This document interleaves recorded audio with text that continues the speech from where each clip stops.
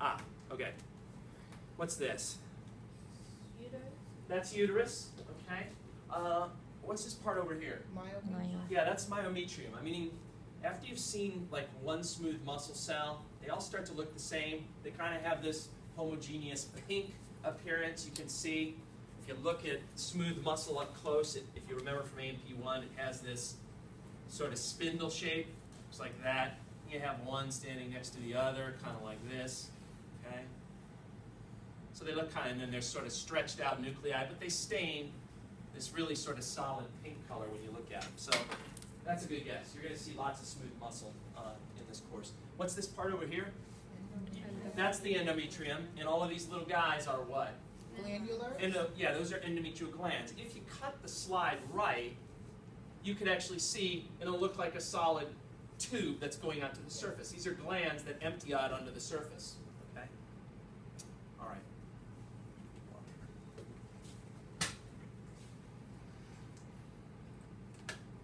What's this? That's more uterus. Is there any myometrium on here? Is it a little bit? Yes, it's over here. Right there. All of this over here is myometrium. Everything else is endometrium. Okay. I put this up here. One of the things they want you to differentiate between is the stratum basale and the stratum functionalis. Does anyone know what the difference is physiologically? No. Which one do you lose with each menstrual cycle? It's the functionalis. That part is the part that gets shed. The stratum basalis, or stratum basale, remains behind, and it's what regenerates the stratum functionalis. The vast majority, this happens to be a person that's like just rebuild up, this would be like during the pre-ovulatory or even the post-ovulatory phase. Pretty much all of this, I'd say from here to here, would be stratum what? That'd be stratum functionalis. This little narrow part here would be the stratum basalis or stratum basale. Honestly, most people say that you can't really tell the areas apart from each other very well. The stratum basale is always going to be thinner. Okay?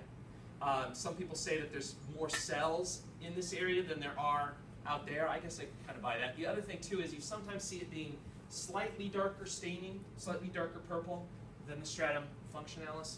I guess the big tip off for you though is that the stratum basalis is always going to lie right next to what?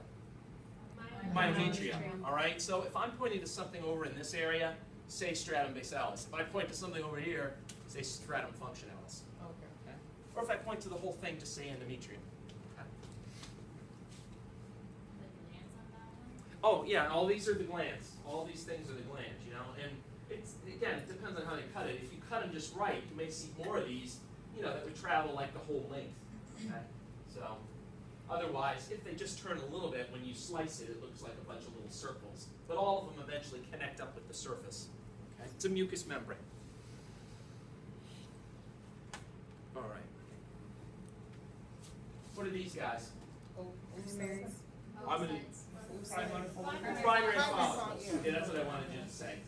This, from that edge to that edge, is what? The oocyte. That's the oocyte, okay? Beyond that are the follicular cells, all right? And it's a primary follicle. Why? There's no air. Because There's no antrum. antrum, and because that layer of follicular cells is relatively thin. It may be 2-3 cell layers thick. Okay? Don't be confused when you look at this. This whole thing is the oocyte. This is the nucleus of the oocyte. Okay? Same thing. Oh, and again, it depends on how they cut it. Sometimes if they don't cut it right, or just when they're processing it, the nucleus can maybe disintegrate so you don't see it. But this would be another primary follicle. This whole thing being the oocyte. You can sort of kind of see the nucleus, which is right there. And then these are the follicular cells. Not very thick yet, no antrum, so it's a primary follicle.